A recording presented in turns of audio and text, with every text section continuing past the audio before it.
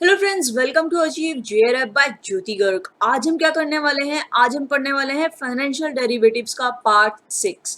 अगर आपने अभी तक इस लेसन्स को नहीं देखा है तो प्लीज देख लीजिएगा। इसके अंदर हम एक तरीके का मॉक टेस्ट ले रहे हैं जिसके अंदर आपके साथ एक्सपेक्टेड क्वेश्चंस पूछे जाते हैं और एक क्वेश्चन को कितने तरीकों से हम मोल्ड कर सकते हैं वो हम देखते हैं। ठीक है, तो चलिए स्टार्ट कर लेते हैं आज का लेसन।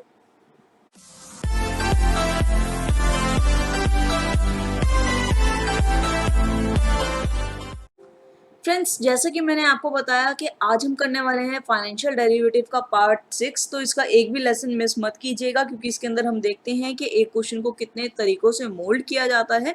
तो चलिए स्टार्ट कर लेते हैं आज का लेसन और इसके अंदर हम टोटल 150 एमसीक्यूज कंप्लीट करने वाले हैं। तो चलिए जल्दी से हमारा पार्ट 6 स्टार्ट कर लेते हैं। आज का हमारा पहला क्वेश्चन क्या है? Future differ from forward because they are.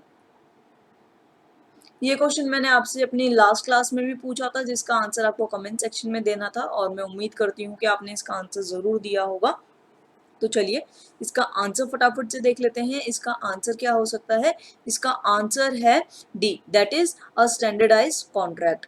Friends, अगर आपको किसी भी क्वेश्चन की एक्सप्लेनेशन चाहिए तो आप मुझे नीचे कमेंट सेक्शन में लिख सकते हो। मैं आपको फटाफट से उसकी एक्सप्लेनेशन प्रोवाइड कर दूंगी। ठीक है, नेक्स्ट क्वेश्चन क्या है हमारा? नेक्स्ट क्वेश्चन है futures differ from forward because they are. जो फ्यूचर होते हैं वो डिफरेंट होते हैं हमारे फॉरवर्ड से। क्यों?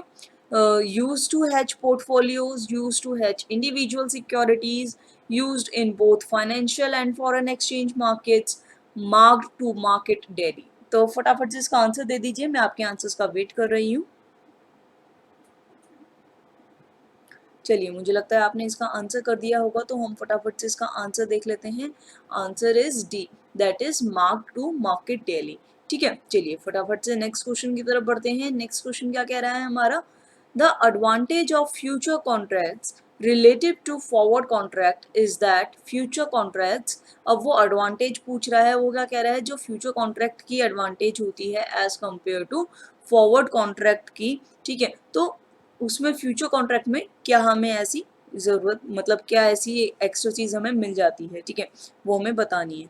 और तो इसका फटाफट से आंसर आप मुझे कमेंट सेक्शन में दे दीजिए, मैं आपके आंसर्स का वेट कर रही हूँ। चलिए, मुझे लगता है आपने आंसर कर दिया होगा। फटाफट से हम आंसर देख लेते हैं। Answer is E, that is both A and B of the above. ठीक है, तो ये जो हमारे ए और बी हैं ये हमारे दोनों क्या होंगे? राइट आंसर्स होंगे। ठीक है, और standardize making it easier to match parties thereby increasing liquidity. Friends, अगर किसी भी क्वेश्चन में कोई प्रॉब्लम आती है तो मुझे कमेंट सेक्शन में बोल दीजिएगा, मैं आपको जल्द से जल्द उसका एक्सप्लेनेशन प्रोवाइड कर दूंगी। ठीक है, नेक्स्ट क्वेश्चन क्या है हमारा? नेक्स्ट क्वेश्चन है if a firm is due to be paid in Dutch marks in 2 months to hedge against exchange rate risk, the firm should। वो क्या कह रहा है कि हमारी जो फर्म है उसको कुछ अमाउंट पे करना है। ठीक है, और 2 मंथ्स के अंदर, तो वो जो हैच हो रहा है उस समय एक्सचेंज रेट रिस्क में फर्म के, उस समय क्या होगा? सेल कर देंगे हम अपनी foreign exchange market future shorts में।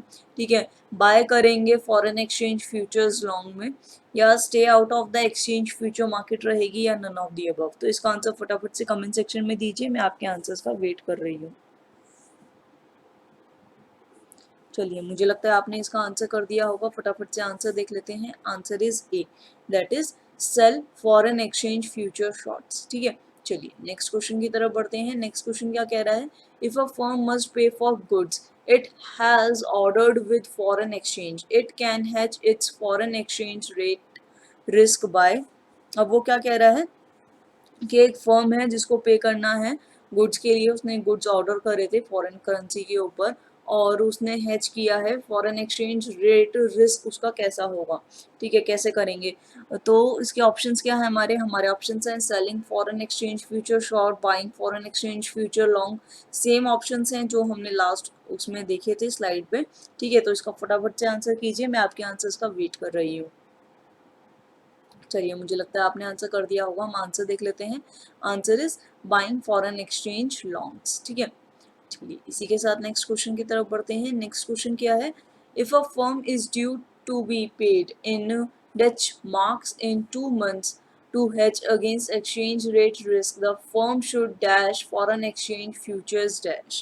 तो ये क्वेश्चन आपको लास्ट टू लास्ट क्वेश्चन की तरह ही दिखाई दे रहा होगा, लेकिन यहाँ पे क्या है, थोड़ी सी हमने चीज़ें ऐड कर दी हैं। तो आप फटाफट से इसका आंसर बताइए कि आपके अकॉर्डिंग क्या होना चाहिए, उसके बाद हम करेक्ट आंसर्स देखते हैं।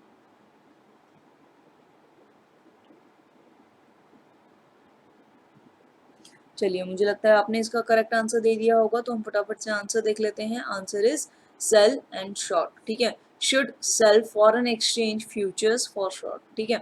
चलिए, इसी के साथ नेक्स्ट क्वेश्चन की तरफ बढ़ते हैं। नेक्स्ट क्वेश्चन क्या कह रहा है, if a firm must pay for goods it has ordered with foreign exchange it can has its foreign exchange rate risk by dash foreign exchange futures dash. तो इसका आंसर फटाफट से दीजिए, मैं आपके आंसर्स का वेट कर रही हूँ। चलिए, मुझे लगता है आपने आंसर कर दिया होगा, हम फटाफट से आंसर देख लेते हैं। आंसर इज बाइंग लॉन्ग, ठीक है। तो हमारा आंसर क्या है, बाइंग लॉन्ग। चलिए, इसी के साथ नेक्स्ट क्वेश्चन की तरफ बढ़ते हैं। नेक्स्ट क्वेश्चन क्या है हमारा, next question is options are contracts that give the purchasers the, जो ऑप्शंस होते हैं कॉन्ट्रैक्ट के, ठीक है, वो क्या प्रोवाइड कर रहे हैं हमारे परचेजर को। ऑप्शंस क्या हैं, ऑप्शन टू बाय और sell an underlying asset, the obligation to buy or sell an underlying asset, the right to hold an underlying asset, the right to switch payment streams। तो इसका answer फटाफट से दीजिए, हम इसका आंसर को देखते हैं क्या हो सकता है। और मुझे लगता है आपने आंसर कर दिया होगा, तो हम आंसर देख लेते हैं। Answer is option to, buy और सेल एन अंडरलाइंग एसेट्स, ठीक है। चलिए, इसी के साथ नेक्स्ट क्वेश्चन की तरफ बढ़ते हैं। नेक्स्ट क्वेश्चन क्या है हमारा, next question is the price specified on an option that the holder can buy or sell the underlying asset is called the, जो प्राइस एक स्पेसिफाइड होता है हमारे ऑप्शन के ऊपर, वो जो होल्डर होता है वो बाय या सेल कर सकता है उस अंडरलाइंग एसेट को, उसे हम क्या बुलाते हैं। हमारे ऑप्शंस क्या हैं, हमारे ऑप्शंस हैं प्रीमियम, कॉल, स्ट्राइक प्राइस या पुट। फटाफट से इसका आंसर दीजिए, फिर हम इसका आंसर्स देखते हैं। चलिए, मुझे लगता है आंसर कर दिया होगा, हम फटाफट से आंसर देख लेते हैं। आंसर इज स्ट्राइक प्राइस, ठीक है। चलिए, इसी के साथ नेक्स्ट क्वेश्चन की तरफ बढ़ते हैं। नेक्स्ट क्वेश्चन क्या है हमारा, नेक्स्ट क्वेश्चन है the price specified on an option that the holder can buy और sell the underlying asset is called the. सुनने में देखने में क्वेश्चन बिल्कुल सेम लग रहा है, लेकिन अगर आप बैक वाला क्वेश्चन देखोगे तो आपको ज़रूर इन दोनों में डिफरेंस दिखाई देगा, ठीक है। तो इसी टाइप के क्वेश्चंस हमारे यूजीसी नेट में पूछे जाते हैं, तो फटाफट से इसका आंसर मुझे लगता है आपने दे दिया होगा, तो हम आंसर देख लेते हैं। Answer is D, that is both B and C are true, यानी कि वो स्ट्राइक प्राइस भी हो सकता है और एक्सरसाइज प्राइस भी हो सकता है। नेक्स्ट क्वेश्चन क्या है हमारा, नेक्स्ट क्वेश्चन है the seller of an option has the, जो सेलर होता है ऑप्शन का, उसके पास क्या क्या चीज़ें होती हैं, राइट टू बाय और sell the underlying asset, the obligation to buy और sell the underlying asset, the ability to reduce transaction risk, right to exchange one payment stream for another. तो फ्रेंड्स, इसका आंसर आप मुझे comment section में दे दीजिएगा। जी हाँ, आज का लेसन इतना ही था। अच्छा लगा हो तो प्लीज़ लाइक कर दीजिएगा, शेयर कर लीजिएगा अपने सभी दोस्तों के साथ, और कमेंट करना बिल्कुल भी मत भूलिएगा। ये मेरे कुछ लिंक्स हैं, इनके थ्रू आप मुझसे कनेक्ट कर सकते हैं, और अब मैं आपसे मिलूंगी अपने अगले लेसन में। तब तक के लिए friends, keep learning, keep sharing. Thank you so much.